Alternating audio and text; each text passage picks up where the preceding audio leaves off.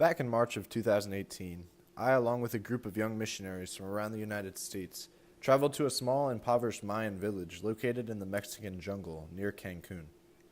The population of the village was around 2,000, but most of the time you would only see the children because the parents were usually off working low-paying jobs at the wealthy resorts on the shores of Tulum.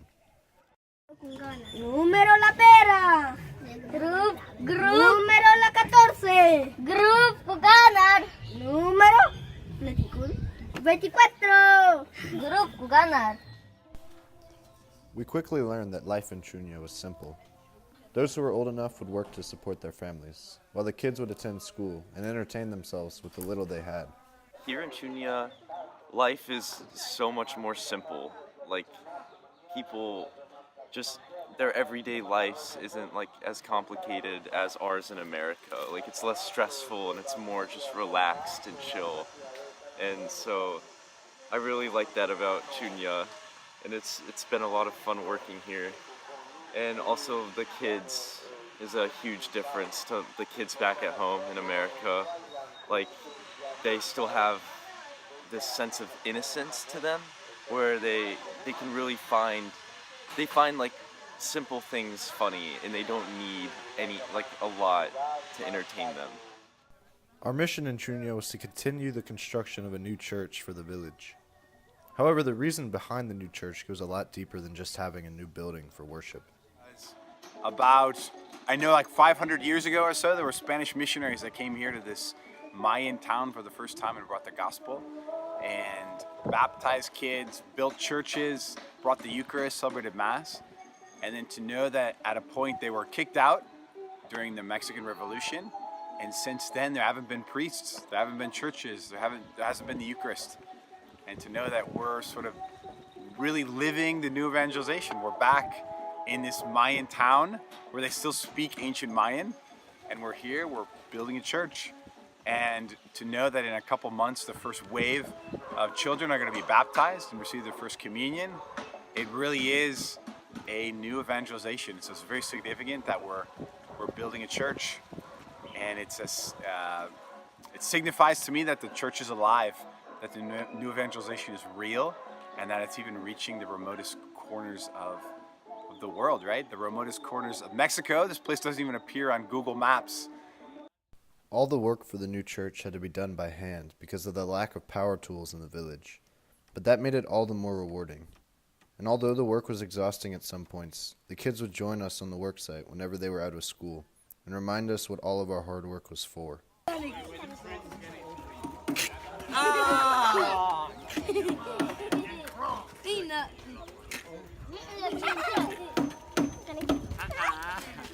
Yesterday, when we were still at the work site, just trying to get things done, we had the kids running around the construction site, probably more than usual.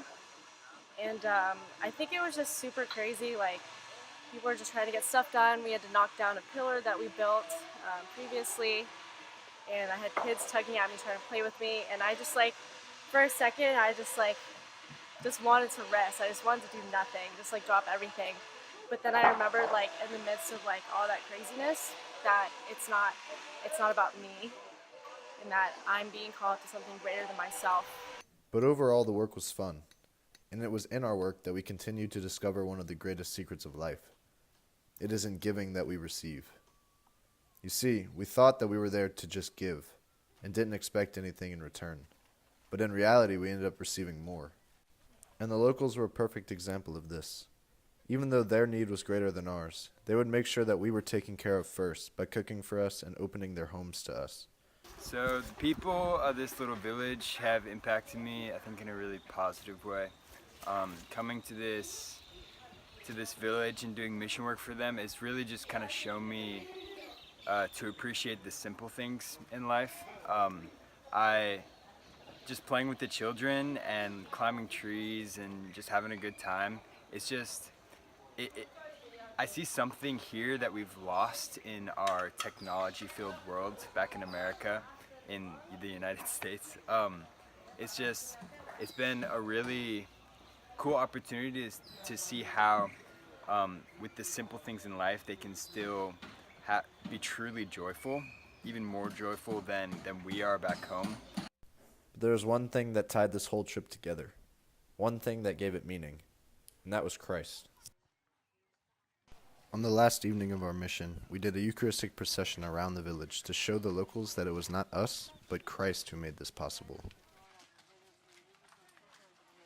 It's just crazy to see that we actually live the gospel here in this place. We see every day, we start in the morning with a morning meditation, we read about building the kingdom of God. And here we actually physically build the church. We build it every day with our own hands, without electricity, without any special professional build tools. We just do it with our own hands, and yeah. Besides that, we bring it then after we work the whole day in the evening. We bring the kingdom of God to the kids spiritually, by talking, by sharing our joy with them, by sharing our faith with them, just by, being with them. We are your church. We pray, revive this earth.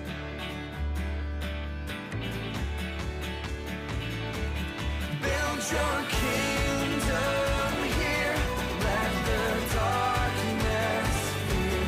Show your mighty hand. Heal our streets and land. Set your church on fire. These kids, you get to see Christ in them and you get to be Christ for them. So for those of you thinking about going on a mission trip, don't let anything stop you, because Christ needs to be spread throughout the world and you're called to do it.